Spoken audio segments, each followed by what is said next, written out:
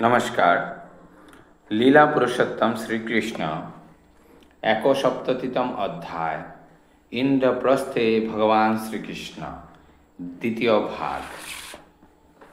এইভাবে ভগবান শ্রীকৃষ্ণের শোভাযাত্রাটি হস্তিনাপুর অভিমুখে অগ্রসর হয়ে ক্রমশ আনত গুজরাট প্রদেশ, সৌবীর, সৌরাট, রাজস্থানের বিশাল মরুভূমি এবং কুরুক্ষেত্রের মধ্য দিয়ে অগ্রসর হচ্ছিল।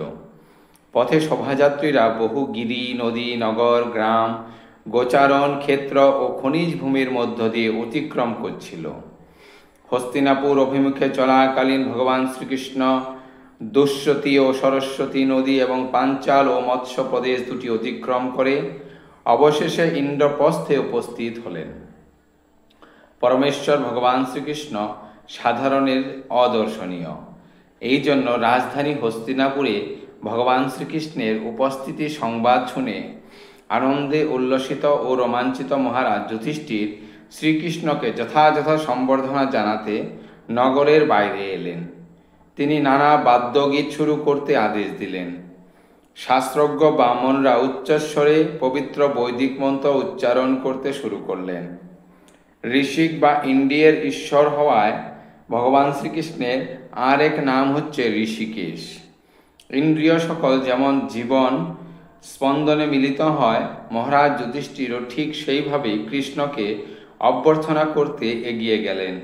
মহারাজ যুধিষ্ঠির ছিলেন কৃষ্ণের জ্যেষ্ঠ পিস্তুত ভাই। স্বভাবতই তিনি কৃষ্ণকে গভীরভাবে ভালোবাসতেন এবং যেই মাত্র তিনি কৃষ্ণকে দেখলেন তখনই গভীর ভালোবাসা ও প্রীতিতে তার হৃদয় পরিপ্লুত হলো।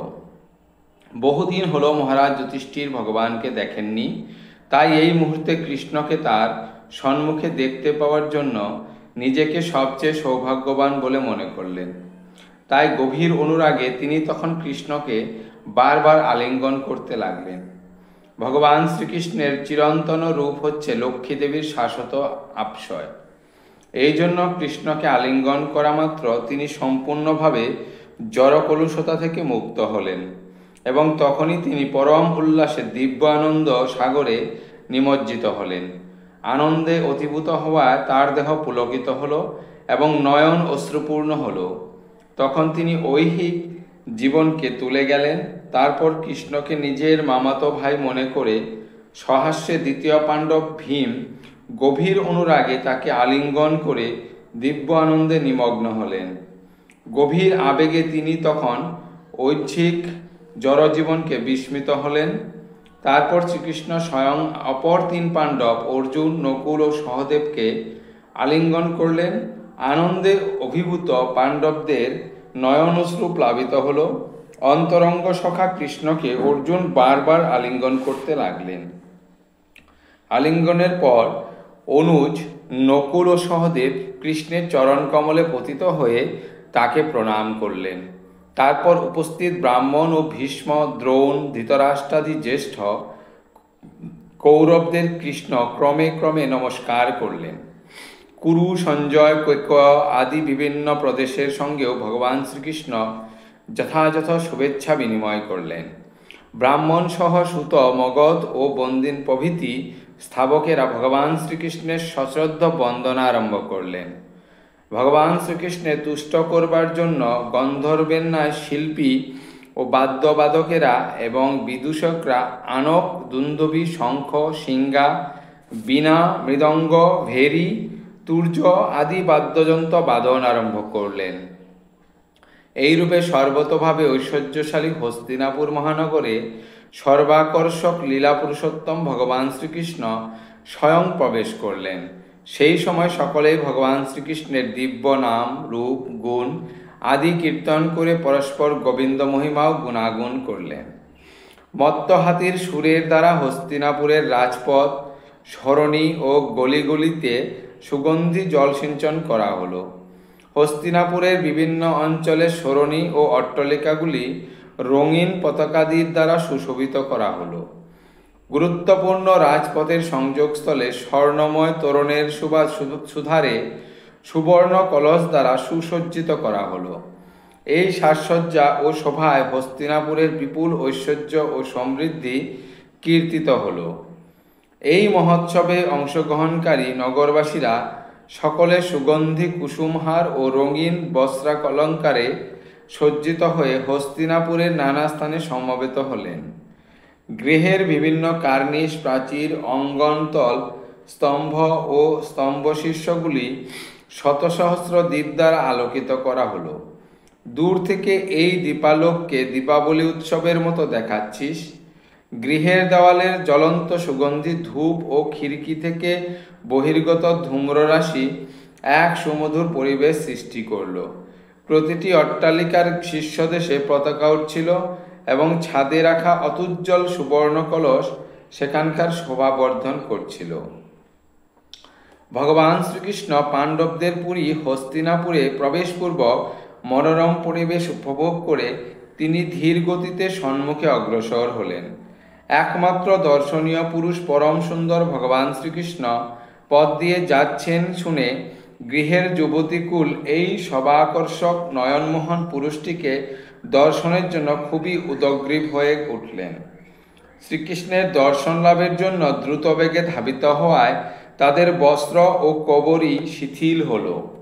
যারা গৃহকর্মে নিয়োজিত ছিলেন এবং যারা পতির সঙ্গে শয্যাগত ছিলেন ভগবান শ্রীকৃষ্ণকে দর্শন করবার জন্য, তারা সকলেই অবিলম্বে সোজা রাজপথে নেমে এলেন।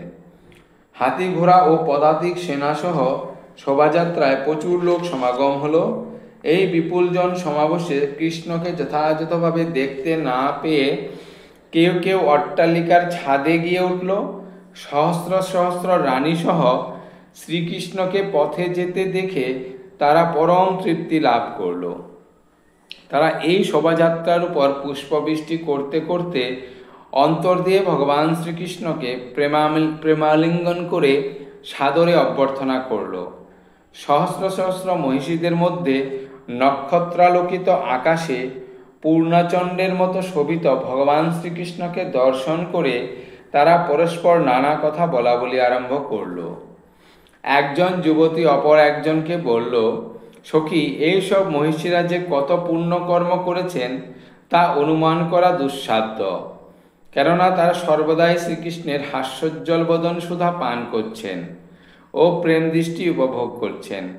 এইভাবে রাজপথ দিয়ে যাওয়ার সময় নিষ্পাপ সম্মানীয় ধনাঢ্য পুরবাসীরা কেউ কেউ হস্তিনাপুরে তাকে স্বাগত জানাবার উদ্দেশ্যে মঙ্গলদ্রব্য উপহার দিয়ে দিনভাবে কৃষ্ণের সেবা ও পূজা করল। শ্রীকৃষ্ণ রাজপ্রাসাদে প্রবেশ করলে তাকে দর্শন করা মাত্র সকল রমণীকুল গভীর অনুরাগে অভিভূত হয়ে পড়ল। প্রীতি ও অনুরাগ ভরা দৃষ্টিতে অচিরেই তারা সাদরে কৃষ্ণকে গ্রহণ করল। শ্রীকৃষ্ণ সহাস্যে তাদের অভ্যর্থনা গ্রহণ করলেন। তারপর পাণ্ডব জননী কুন্তী ভ্রাতুষ্পুত্র পরমেশ্বর ভগবান শ্রীকৃষ্ণকে দর্শন করে স্নেহ ও ভালোবাসায় অভিভূত হলেন। তিনি তৎক্ষণাৎ পালঙ্ক থেকে উঠে পুত্রবধূ দ্রৌপদীকে নিয়ে কৃষ্ণের কাছে উপস্থিত হয়ে গভীর স্নেহে আবিষ্টচিত্তে তাকে আলিঙ্গন করলেন। কৃষ্ণকে রাজপ্রাসাদে এনে মহারাজ যুধিষ্ঠির আনন্দের আতিশয্য এতই অতবুদ্ধি হয়ে পড়লেন যে সেই সময় কৃষ্ণের অভ্যর্থনা ও যথাযথ পূজার জন্য যা কিছু কর্তব্য তা সবই কার্যত মহারাজ ভুলে গেলেন। কৃষ্ণ সানন্দ কুন্তী দেবী ও প্রাসাদের অন্যান্য বয়োজ্যেষ্ঠ মহিলাদের সশ্রদ্ধ প্রণাম জানালেন। শ্রীকৃষ্ণের কনিষ্ঠা ভগিনী সুভদ্রা ও দ্রৌপদীর সঙ্গে সেখানে এসে দাঁড়ালেন। তারা দুজনেই শ্রীকৃষ্ণের চরণকমলে সশ্রদ্ধ প্রণাম জানালেন। শুশ্রা কুন্তী দেবীর নির্দেশে দ্রৌপদী বস্ত্র, আভরণ, পুষ্প, মাল্যাদি উপহার দ্বারা কৃষ্ণের মহিষীগণ রুক্মিণী, সত্যভামা, ভদ্রা, জাম্ববতী, কালিন্দী, মিত্রবৃন্দা, নাগ্নজিতি ও ভক্তিমতী সত্তাকে অভ্যর্থনা করলেন। শ্রীকৃষ্ণের প্রধান প্রধান মহিষীদের স্বাগত জানানোর পর অবশিষ্ট অন্যান্য রানীদেরও যথাযথ অভ্যর্থনা করা হলো।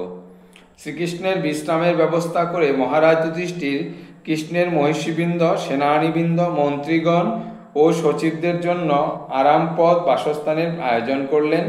পাণ্ডবদের অতিথিরূপে অবস্থানের সময় তারা যাতে নিত্য নবনব সুখপ্রদ অভ্যর্থনা লাভ করেন মহারাজ যুধিষ্ঠির তার ব্যবস্থা করলেন। এই সময় অগ্নিদেবকে পরিতৃপ্ত করবার উদ্দেশ্যে অর্জুনের সহায়তায় শ্রীকৃষ্ণ অগ্নিদেবকে খাণ্ডব বন গ্রাস করতে দিলেন। খাণ্ডব দহনের সময় সেখানে লুক্কায়িত ময়দানবকে তখন শ্রীকৃষ্ণ রক্ষা করলেন।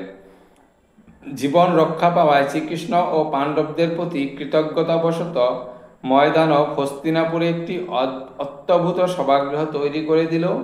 মহারাজ যুধিষ্ঠিরকে তুষ্ট করবার জন্য ভগবান শ্রীকৃষ্ণ এইভাবে কয়েক মাস হস্তিনাপুরে অবস্থান করলেন। তার অবস্থানকালে আশেপাশের বিভিন্ন স্থান ভ্রমণ করে তিনি আনন্দ উপভোগ করতেন। এই সময় অর্জুনকে নিয়ে শ্রীকৃষ্ণ রথ চালাতেন এবং অসংখ্য সৈনিক ও যোদ্ধারা তাকে অনুসরণ করত। ইতি লীলা পুরুষোত্তম শ্রীকৃষ্ণ গ্রন্থের ইন্দ্রপ্রস্থে ভগবান শ্রীকৃষ্ণ নামক 1/7তম অধ্যায়ের ভক্তি বেদান্ত তাৎপর্য সমাপ্ত হলো। ধন্যবাদ।